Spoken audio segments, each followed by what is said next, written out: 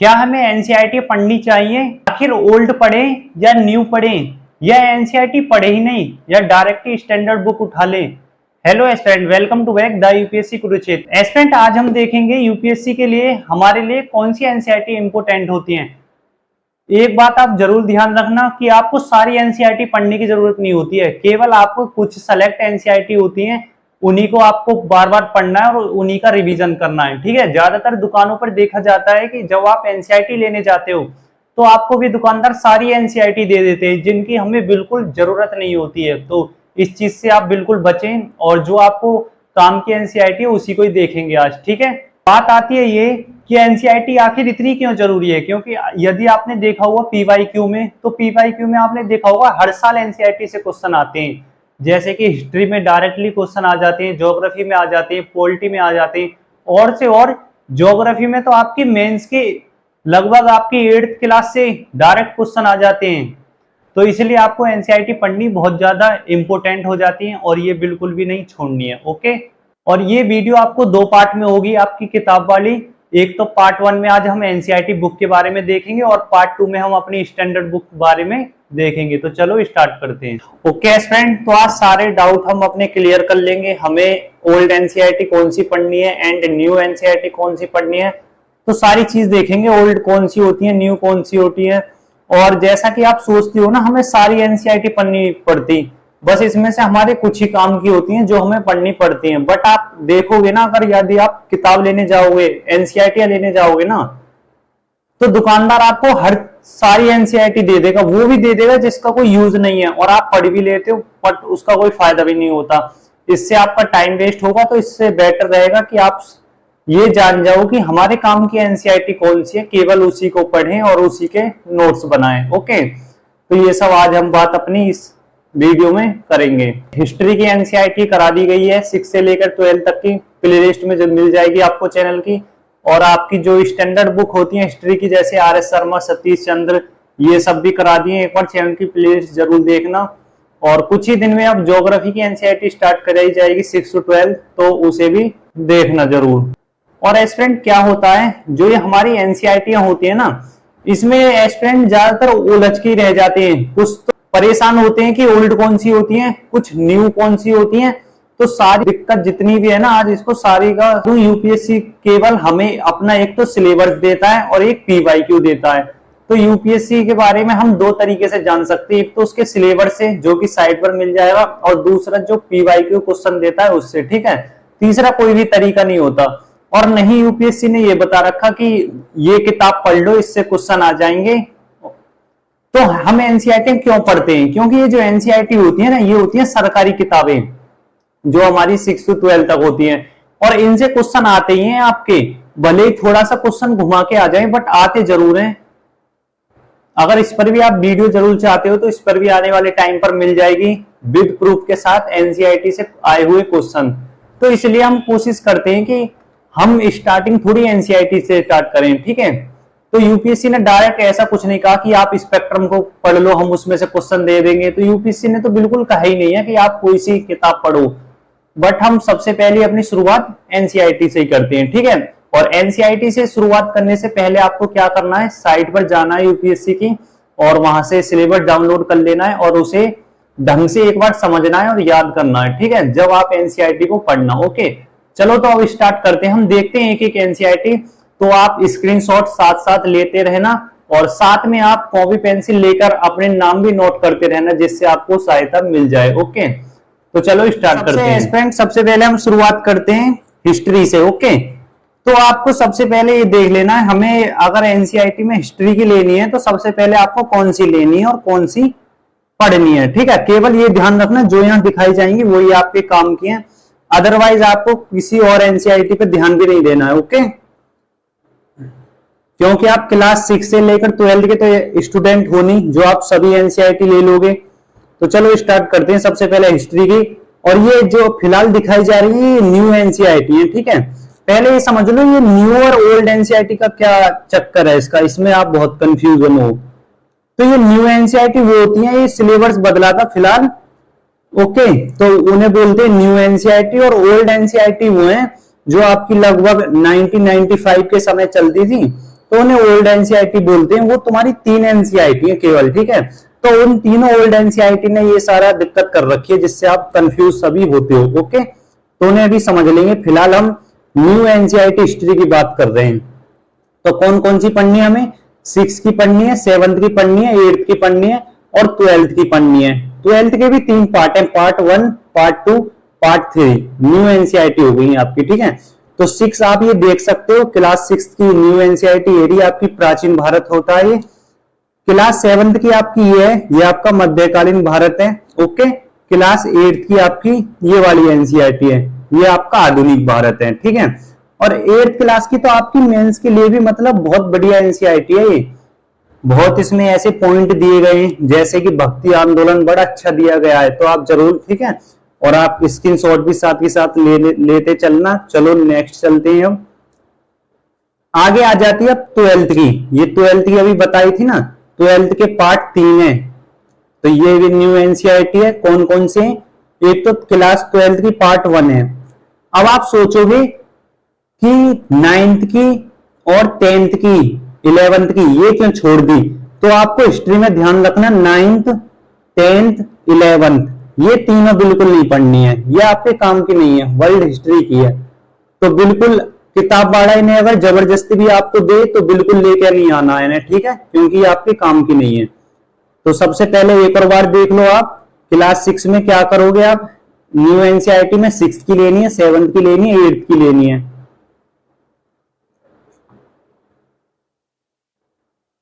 तो एक बार फिर से देख लो आप, हिस्ट्री में एक तो 6th की लेनी है, 7th की लेनी है, 8th की, फिर डायरेक्ट ही जंप मार जाना है आपको 12th क्लास पर। ओके, जैसे आप 12th पर आ जाओगे तो 3 पार्टों में, पहला प्राचीन भारत, दूसरा है मध्यकालीन भारत, तीसरा है आधुनिक भारत। यानी कि 12th का पार्ट 1, 12th का पार्ट 2, 12th का पार्ट 3, ठीक है। ये हो गई आपकी हिस्ट्री की न्यू एनसीईआरटी। ओके, स्क्रीनशॉट आपने इसका भी ले लिया होगा। अब आ जाते हैं जिससे हम परेशान होते हैं हिस्ट्री के लिए, ओल्ड एनसीईआरटी। आखिर ये ओल्ड एनसीईआरटी कौन सी होती है? तो ये बात ध्यान रखना है, ओल्ड वाली एनसीईआरटी केवल हिस्ट्री में चलेंगी और बिल्कुल नहीं चलेंगी। अब जो आपने एनसीईआरटी छोड़ी थी ना, कौन कौन सी? 9th की छोड़ी थी एंड 10th की छोड़ी थी, 11th छोड़ी थी। उन तीनों की जगह आपको ये वाली पढ़नी है, ठीक है।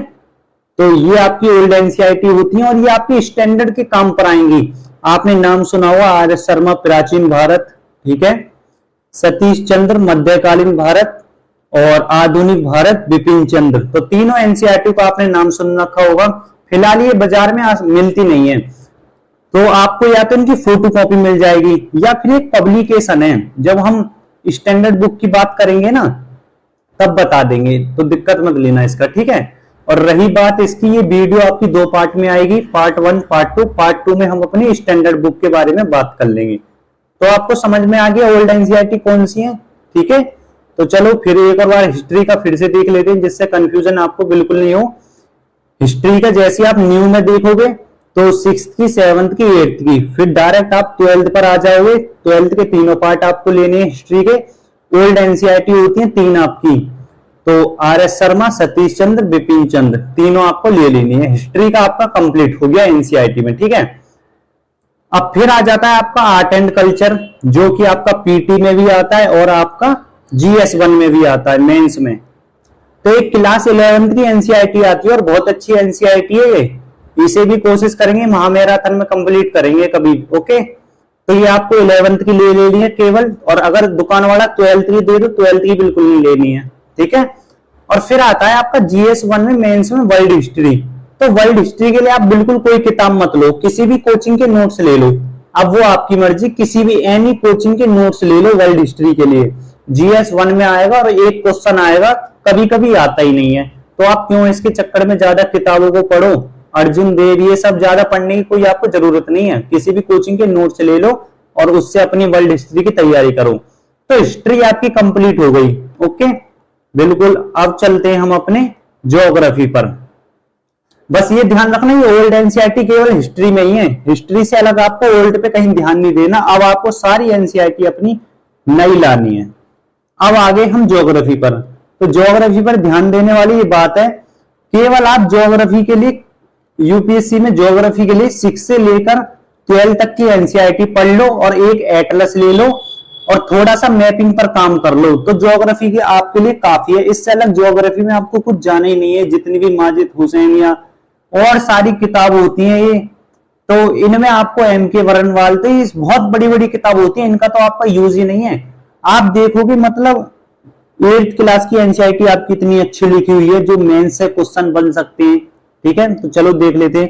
क्लास 6 की एनसीईआरटी आपको लेनी है, क्लास 7 की लेनी है। नाम भी आपको साफ साफ दिख रहा होगा, क्लास 6 का पृथ्वी हमारा आवास, एंड 7 की का नाम है आपका हमारा पर्यावरण, और 8th का नाम है संसाधन एवं विकास, एंड 9th का नाम है आपका क्लास 9 की ज्योग्राफी का समकालीन भारत।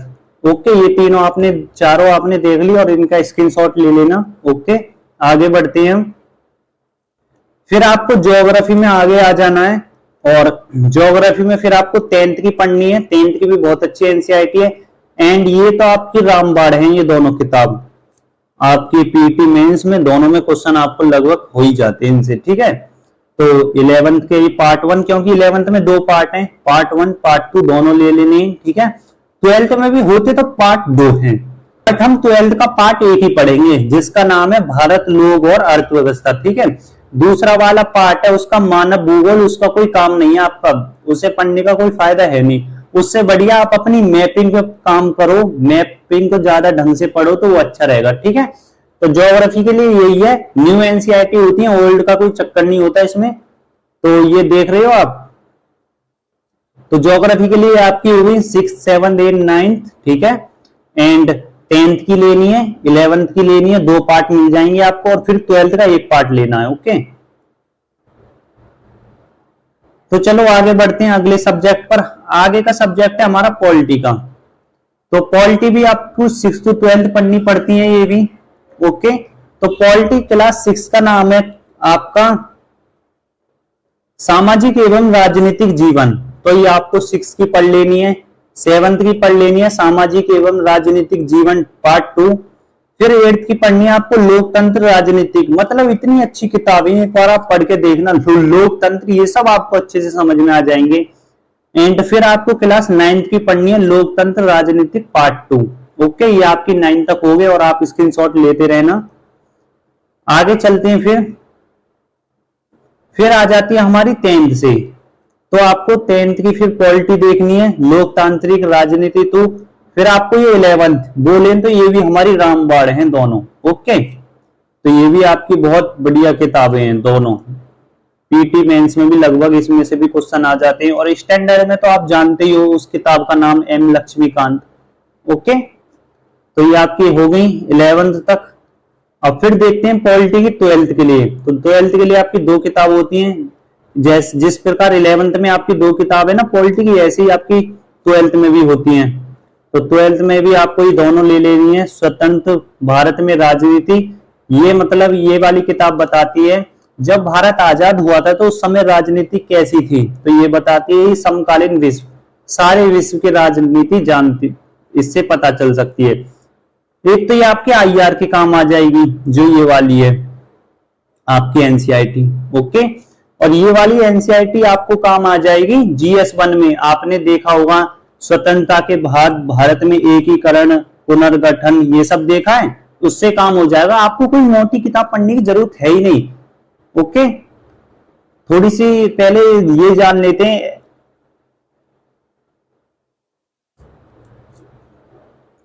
हमारे साथ प्रॉब्लम ये होती है जैसे यूपीएससी एग्जाम है, तो हम सोचते हैं जिस प्रकार ये एग्जाम है कंपटीशन ज्यादा है, तो हम सोचते हैं हम किताबें भी ज्यादा पढ़नी चाहिए, बल्कि ये गलत है। जितना सिलेबस है आपका किताब भी आप उतनी पढ़ो। अगर फॉर एग्जाम्पल आप देखो, अगर एसएससी सीजीएल है या कोई भी अदर एग्जाम है, जैसे उनके 6-7 सब्जेक्ट होते हैं, तो वे केवल 6-7 किताबें अपने पढ़ते हैं। बट हमारा थोड़ा अलग हो जाता है, क्योंकि हमारा यूपीएससी आधे से ज्यादा तो बिजनेस ही बना हुआ है। जैसे फॉर एग्जाम्पल किताबों का बिजनेस देख लो, यदि आप किताबें लेने जाएंगे तो आपको एक ही सब्जेक्ट की 20-20 किताबें नजर आ जाएंगी। तो आपको कहने का मतलब ये, ज्यादा किताबों के चक्कर में नहीं भटकना है। पार्ट 1 में आपको एनसीईआरटी बता दी जाएंगी कौन कौन सी लेनी है, और पार्ट 2 में आपको स्टैंडर्ड, ठीक है, यही किताब लेनी है, और बिल्कुल कुछ इससे अलग कुछ करना नहीं है। ठीक है, पॉलिटी हो गया आपका। अब आ जाते हैं सोसाइटी। तो चलो सोसाइटी को हम भी देख लेते हैं, इसे भी ढंग से समझ लेते हैं। तो आपको ये आती तो 11th से, आपने देखा होगा 11th की, बट 11th की कोई जरूरत नहीं है, आप 12th से पढ़ लेना सोसाइटी को। 2 किताब पढ़नी है सोसाइटी के, एक तो 12th का पार्ट 1 पढ़ना, एक क्लास 12th का पार्ट 2 सोसाइटी के लिए आपका यही बतेरा, ठीक है। और आगे बढ़ते हैं, फिर आ जाता है आपका साइंस। साइंस में बहुत दिक्कत आती है, दुकान वाले भी आपको सजेस्ट कर लेते हैं उठा लो 6 से लेकर 10 तक की। तो ऐसा जरूरी नहीं है कि आप 6 ही लेके बैठोगे, क्योंकि हर कोई 10 तक तो साइंस बेसिकली हर कोई पढ़ता ही है।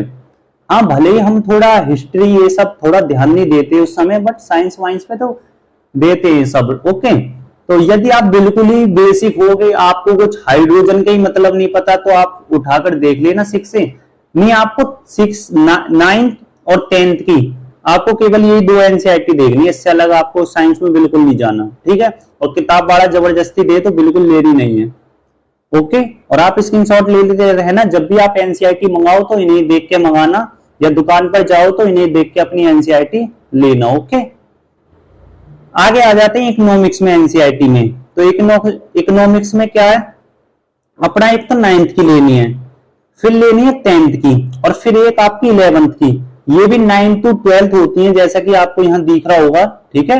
तो 9th की लेनी है, 10th की लेनी है, 11th की लेनी है। 11th के भी आपके 2 पार्ट होते हैं, बट आपको यही वाली पढ़नी है, भारतीय अर्थव्यवस्था का विकास, और जितनी बार हो सके उतनी बार पढ़ो इसे, ठीक है। और 12th का बिल्कुल छोड़ दो, 12th की आपकी बिल्कुल समझ में आएगी नहीं, तो फायदा ही नहीं है उसे पढ़ने का। 11th का केवल एक ही पार्ट पढ़ना, ठीक है। तो कहीं तो इकोनॉमिक्स की 3 ही एनसीईआरटी आपकी, इन्हें ही पढ़ना और इन्हें ही लाना है, ठीक है। बाकी बिल्कुल भी एनसीईआरटी लाके बिल्कुल भी किताबों का भंडार बिल्कुल नहीं लगाना है, ठीक है। एंड लास्ट में बचती है आपकी इन्वायरमेंट। तो इन्वायरमेंट की आपने बायो के 4 चैप्टर मिल जाएंगे आपको, जब मार्केट में आप जाओगे ना, क्लास 12th की बायो होती है वो। तो उससे उनसे दुकान वाले से बोलना बायो के 4 लास्ट चैप्टर दे दो, ठीक है, तो वो दे देंगे। ओके, तो वो इन्वायरमेंट में काम आ जाती है, एक आपको वो एनसीईआरटी लेनी है, ठीक है। तो बस इसी के साथ ही आपकी सारी एनसीईआरटी आपकी वो हो जाती है, इससे बाहर कुछ आपको एनसीईआरटी बिल्कुल लाने की जरूरत नहीं है। तो चलो एक बार जल्दी से फिर से देख लेते हैं हमें कौन कौन सी एनसीईआरटी लेनी है। ओके, और ज्यादा एनसीईआरटी के बिल्कुल चक्कर में नहीं पड़ना, क्योंकि जब वो फायदा नहीं है, काम की नहीं है आपकी, तो क्या करोगे। तो हिस्ट्री में न्यू में देखें तो 6, 7, 8 आपको तीनों पार्ट लेने, फिर आपको 9, 10, 11 छोड़ देनी है, ये तीनों उठा लेनी है 12th के तीनों भाग। ओके, ओल्ड एनसीईआरटी में ये आपको तीनों पढ़नी है, इन्हें ओल्ड एनसीईआरटी बोलते हैं, और स्टैंडर्ड भी नहीं बोलते हैं। ऐसा नहीं है कि आप प्राइवेट पब्लिकेशन की ले लें, ठीक है, तो प्राइवेट पब्लिकेशन की भी आती है ये। ओके, तो ये हो गया आपका। फिर आपका फाइन आर्ट की लेनी है 11th क्लास की, art and culture. World history के लिए केवल नोट्स लेने हैं कोचिंग के। एंड ज्योग्राफी की 6, 7, 8, 9 लेनी है। एंड फिर आपको 10th भी लेनी है, 11th के दोनों पार्ट लेने, 12th का एक पार्ट, भारत, लोग और अर्थव्यवस्था। ओके, फिर आपको पॉलिटी में 6, 7, 8, 9, ठीक है, एंड 10th की लेनी है। फिर 11th के दोनों पार्ट लेने, 12th के भी आपको दोनों पार्ट लेते हैं। फिर आ जाते हैं हम सोसाइटी में, तो 12th के केवल दोनों पार्ट लेने, 11th का नहीं लेना। ओके, फिर अगर साइंस में देखें तो केवल 9 और 10th की पढ़नी है, इससे ज्यादा आपको कुछ नहीं, ठीक है। इकोनॉमिक्स में केवल 3 ही किताबें, 9th की, 10th की और 11th का पार्ट 1। ओके, तो ये आपकी किताबें हो गई। अच्छा, यदि आप मुखर्जी नगर में आप थोड़ी बेसिक नॉलेज लेते हो कि आखिर एनसीईआरटी कितनी होती है, और ये सबके साथ होता है शुरुआत में जब आपको पता नहीं होता, तो वो कहते हैं कि एनसीईआरटी होती है यूपीएससी की 42। तो चलो गिन के देखते हैं रियलिटी में यूपीएससी की एनसीईआरटी बुक कितनी होती है। चलो तो गिन के देखते हैं। 3 ये हो गई आपकी, 3, 4, 5, 6, 7, 8, 9, 10, 11, 12, 13, 14, 15, 16, 17, 18, 19, 20, 21, 22, 23, 24, 25, 26, 27, 28, 29, 30, 31, 32, 33, 34, 35, और 35 के बाद 35 तो आपकी एनसीईआरटी हो गई 35, और एक आपको अभी बताया था बायो के, आपको वो लेनी है लास्ट के 4 चैप्टर, ठीक है। तो दुकान वाले से बोल देना, वो आपको दे देंगे कि क्लास 12 के बायो के 4 लास्ट चैप्टर दे दो, ठीक है। तो कहने का मतलब आपकी 36 हो गई। तो दुकान वाले ने तो आपकी ये 42-43 पहुंचा रखी है, और जिसके रेट पूछोगे तो वो लगभग 3100-3200 भी पहुंचाएंगे भी, ठीक है। तो अपने हिसाब से ले लेना। आपकी एनसीईआरटी केवल 35 या इतनी होती है बस, ये ज्यादा नहीं होती, ओके। तो आपको बिल्कुल समझ में आ गया होगा हमें कौन सी एनसीईआरटी लेनी है, और ये भी समझ में आ गया होगा कि ओल्ड कौन सी है और न्यू कौन सी है। केवल हिस्ट्री में दिक्कत आती है ओल्ड की, और किसी में प्रॉब्लम नहीं है ओल्ड की, हर जगह बस आपकी न्यू ही चलेगी, ठीक है। और कमेंट में बताना क्या आपको पार्ट 2 भी चाहिए इसका, जो कि आपको स्टैंडर्ड बुक के बारे में बताएगा। और रियलिटी में ये है कि स्टैंडर्ड बुक भी ज्यादा नहीं होती, हम हर छोटे से सब्जेक्ट के लिए मोटी मोटी बुक लेके आ जाते हैं, तो उनकी तो जरूरत है ही नहीं हमें। तो चलो आज के लिए इतना ही। Thank you for watching this video.